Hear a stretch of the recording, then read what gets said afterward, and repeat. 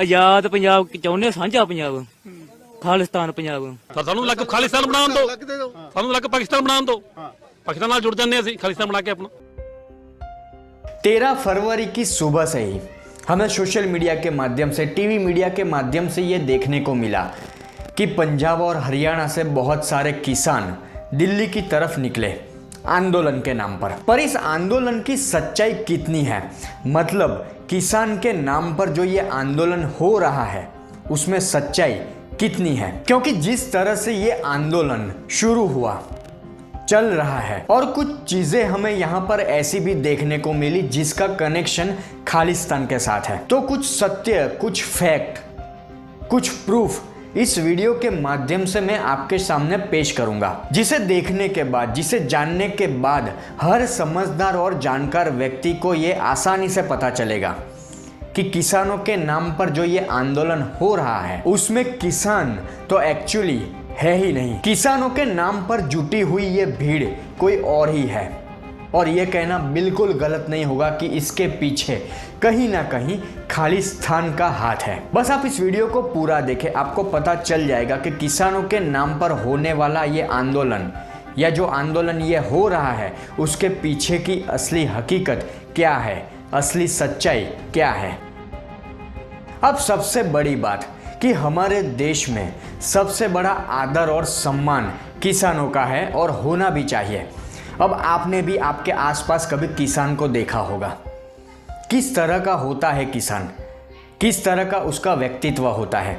और आप 13 फरवरी की घटना को देखिए कि जब किसान आंदोलन शुरू हुआ, पंजाब और हरियाणा से कई लोग किसान आंदोलन के नाम पर दिल्ली की तरफ निकले। मैं तो इस वीडियो के माध्यम से कुछ चीज़ें आपको बताऊंगा ही, पर अगर आपको मेरी बात पर यकीन नहीं आता तो आप सोशल मीडिया पर जाकर देखें, टीवी मीडिया पर देखें, आपको साफ पता चलेगा कि किसानों के नाम पर जो भीड़ दिल्ली की तरफ निकली, वो भीड़ कैसी थी, वो क्या कर रही थी। आंदोलन के नाम पर निकली ये भीड़, किसानों के नाम पर निकली ये भीड़ पुलिस पर पथराव करती है, बैरिकेड तोड़ती है। ये छोड़िए, हैरान करने वाली बात तो ये है कि किसानों के नाम पर निकली ये भीड़, इनके पास बंदूकें भी पाई जाती है। फ्लाईओवर पर सेफ्टी बैरियर लगे होते हैं, उस सेफ्टी बैरियर को ये आंदोलन जीवी जो किसानों के नाम पर आंदोलन करने निकले हैं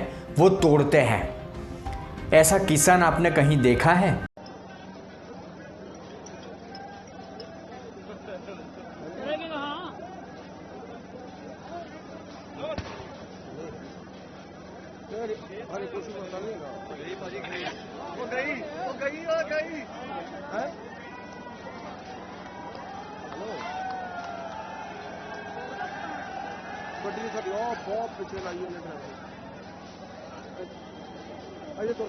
और एक वीडियो में यहाँ पर आपको दिखाता हूँ कि किसान आंदोलन के नाम पर, किसानों के नाम पर निकले ये फेक किसान किस तरह आजाद पंजाब और खालिस्तान की मांग कर रहे हैं। आप इस वीडियो को देखें। यह ट्रैक्टर के पीछे अब काफिला लगना शुरू हो जाएगा सुबह 10 बजे से।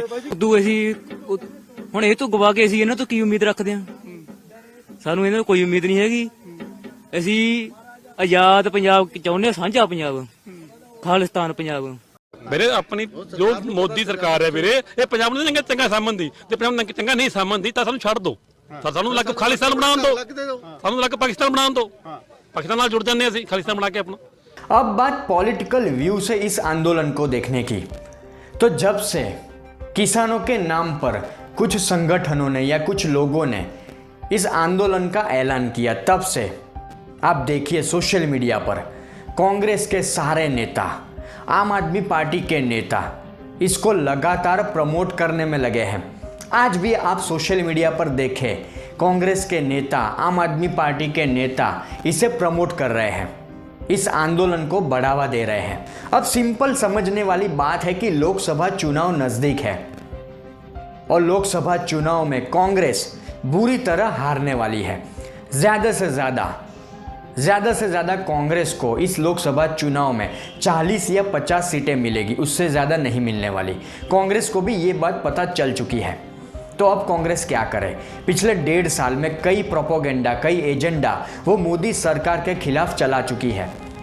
आप निकालिए पिछले 1.5 साल का रिकॉर्ड। मोदी सरकार के खिलाफ बीबीसी डॉक्यूमेंट्री हो, अदानी हिंडनबर्ग मामला हो, इसके अलावा भी कई प्रोपोगेंडा, कई एजेंडा कांग्रेस पार्टी मोदी सरकार के खिलाफ चला चुकी है, पर कोई एजेंडा, कोई प्रोपेगेंडा कामयाब नहीं हुआ। और एक तरह से भारत जोड़ो यात्रा हो या भारत न्याय यात्रा, राहुल गांधी की ये दोनों यात्रा फेल होती नजर आ रही है। भारत न्याय यात्रा के दौरान तो आपने देखा ही होगा कि किस तरह विपक्षी गठबंधन ऑलमोस्ट टूट गया।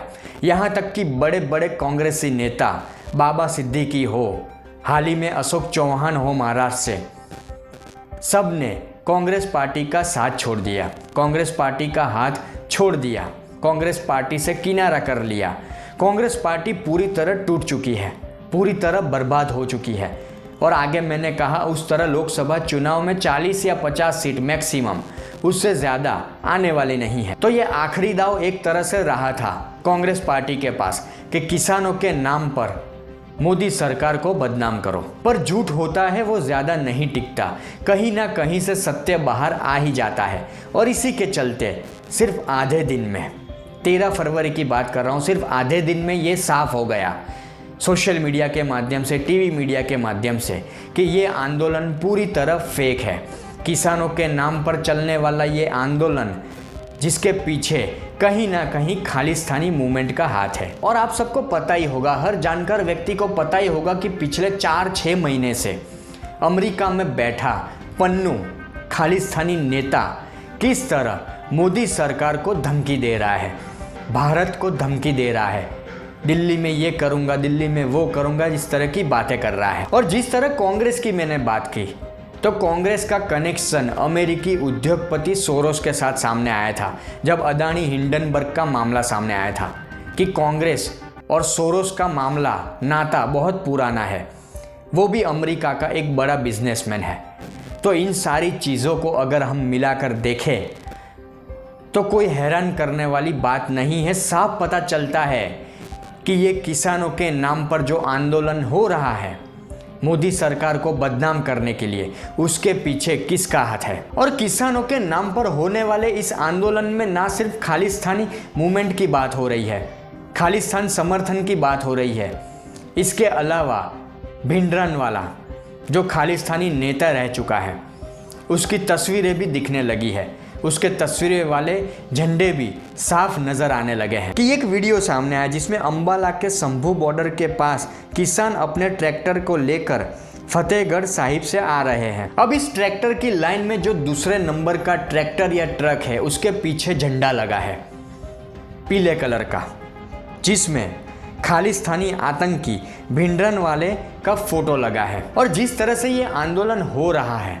आपने सोशल मीडिया पर देखा, टीवी मीडिया पर देखा, आपको तुरंत 2020-2021 के किसान आंदोलन की याद आएगी।